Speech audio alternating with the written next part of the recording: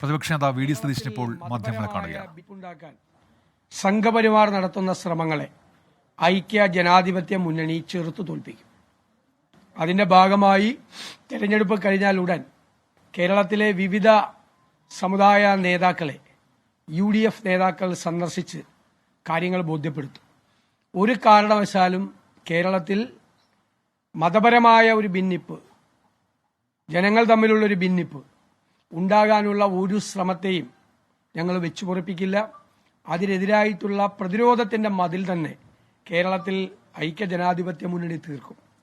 ഇവിടെ ഈ തെരഞ്ഞെടുപ്പ് ലാക്കാക്കിക്കൊണ്ട് നടത്തുന്ന പ്രവർത്തനങ്ങൾ നമുക്കറിയാം. മണിപ്പൂരിൽ ക്രൈസ്തവ ദേവാലയങ്ങൾ കത്തിക്കുകയും ക്രൈസ്തവരെ കൂട്ടത്തോടെ ആക്രമിക്കുകയും ഇതിന് കൂട്ടുനിൽക്കുന്ന ആളുകൾ, അവിടുത്തെ മണിപ്പൂർ സർക്കാരും കേന്ദ്ര സർക്കാരും ഈ അക്രമകാരികൾക്ക് സകല സംരക്ഷണവും കൊടുക്കുകയാണ്. ഈ പാവപ്പെട്ടവരെ സംരക്ഷിക്കാനുള്ള ഒരു ശ്രമവും നടത്തുന്നില്ല. അവരുടെ വക്താക്കളാണ് ഇവിടെ ക്രൈസ്തവ ഭവനങ്ങളിൽ പോയി ആട്ടിൻ തോലിട്ട ചെന്നായികളെ പോലെ വലിയ തോതിലുള്ള മതപരമായ ഭിന്നിപ്പുണ്ടാക്കാൻ വേണ്ടി ശ്രമിക്കുന്നത് എന്ന് കേരളത്തിലെ ക്രൈസ്തവ സമൂഹം തിരിച്ചറിയും.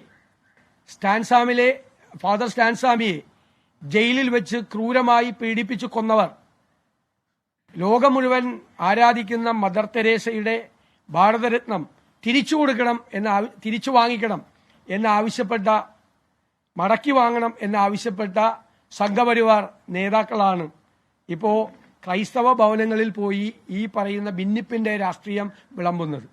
ഈ വിഷയം അവ്യക്തമായി നീട്ടിക്കൊണ്ടുപോകാൻ സർക്കാർ ശ്രമിക്കുന്നതിലൂടെ സർക്കാരും CPM-ഉം ഇതിന് മുഴുവൻ പ്രോത്സാഹനവും നൽകുകയാണ്. വെള്ളത്തിന് തീപിടിപ്പിക്കുന്ന ഈ ഭിന്നിപ്പിന്റെ രാഷ്ട്രീയം വിളമ്പാൻ ശ്രമിക്കുന്നവർക്കെതിരായി ഒരു കേസ് പോലും എടുക്കാൻ സംസ്ഥാന സർക്കാർ തയ്യാറാകുന്നില്ല.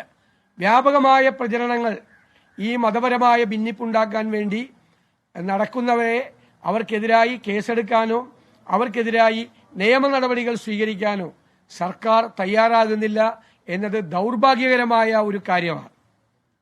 അതുപോലെ BJP വിട്ട് BJPയുടെ മുഖവും ശബ്ദവുമായിരുന്ന ഒരാൾ ഇന്ത്യൻ നാഷണൽ കോൺഗ്രസിൽ ചേർന്നപ്പോൾ BJPക്കാർക്കുണ്ടായതിനേക്കാൾ അസ്വസ്ഥത കേരളത്തിലെ CPM നേതാക്കളാണ്. മുഖ്യമന്ത്രിക്ക് എന്തിനാണ് ഇത്ര അസ്വസ്ഥത? ഒരു BJP നേതാവ് കോൺഗ്രസിൽ ചേർന്നെങ്കിൽ, കോൺഗ്രസിൽ നിന്ന് ആരെങ്കിലും BJPയിലേക്ക് ചേർന്നാൽ അതിൽ സന്തോഷിക്കുകയും ആഹ്ലാദിക്കുകയും കോൺഗ്രസിനെ പരിഹസിക്കുകയും ചെയ്യുമായിരുന്ന ആളുകൾ BJPയുടെ വെറുപ്പിന്റെ രാഷ്ട്രീയം വിട്ട് സ്നേഹത്തിന്റെ രാഷ്ട്രീയത്തിലേക്ക് ഒരാൾ പ്രവേശിച്ചപ്പോൾ എന്തിനാണ് CPM നേതാക്കൾ അസ്വസ്ഥരാവുന്നത്? അയാൾ സത്യസന്ധനാണ്, മികച്ചവനാണ്, മിടുക്കനാണ്, ക്രിസ്റ്റൽ ക്ലിയറാണ്, ഞങ്ങളുടെ പാർട്ടിയിലേക്ക് വന്നാൽ ഞങ്ങൾ ഇരു കൈകളും നീട്ടി സ്വാഗതം ചെയ്യുമെന്ന് പാർട്ടിയുടെ സംസ്ഥാന സെക്രട്ടറി മുതൽ ജില്ലാ സെക്രട്ടറി വരെ പറഞ്ഞിട്ട് ഇപ്പൊ ഞങ്ങളുടെ പാർട്ടിയിൽ ജോയിൻ ചെയ്തില്ല, അതുകൊണ്ട് ഇയാൾ വലിയ കുഴപ്പമാണെന്നാണ് പറയുന്നത്. ഈ മന്ത്രി MP രാജേഷിന്റെയൊക്കെ കാപട്യം ജനങ്ങൾ തിരിച്ചറിയല്ലേ?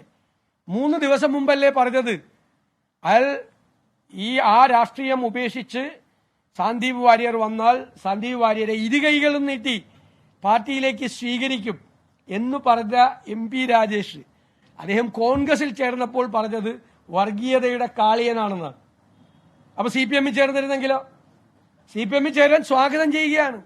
ഇങ്ങനെ ഈ മന്ത്രിമാരെല്ലാം ഇങ്ങനെ ഇത്രമാത്രം ഈ ഇഷ്ടിക ബുദ്ധിജീവികളായി അഭിനയിച്ച് ആളുകളുടെ മുന്നിൽ കാപട്യത്തിന്റെ വക്താക്കളായി മാറുകയാണ്. നിന്ന നിൽപ്പിലാണ് അഭിപ്രായം മാറുന്നത്. നിന്ന നിൽപ്പിൽ നേരം ഇരുണ്ട് വെളുക്കുന്നതിന് മുമ്പേ അഭിപ്രായം മാറ്റി പറയുകയാണ്. മുഖ്യമന്ത്രി ഇപ്പൊ ബാബറി മസ്ജിദിന്റെ കാര്യം പറയുകയാണ്. അതായത് മുഖ്യമന്ത്രിയുടെ അഭിപ്രായത്തിൽ ഒരു സംഘപരിവാറുകാരനും ഒരു BJPക്കാരനും വേറൊരു പാർട്ടിയിലേക്ക് പോരുന്നത് അവരവിടെ തന്നെ നിൽക്കണമെന്നാണോ?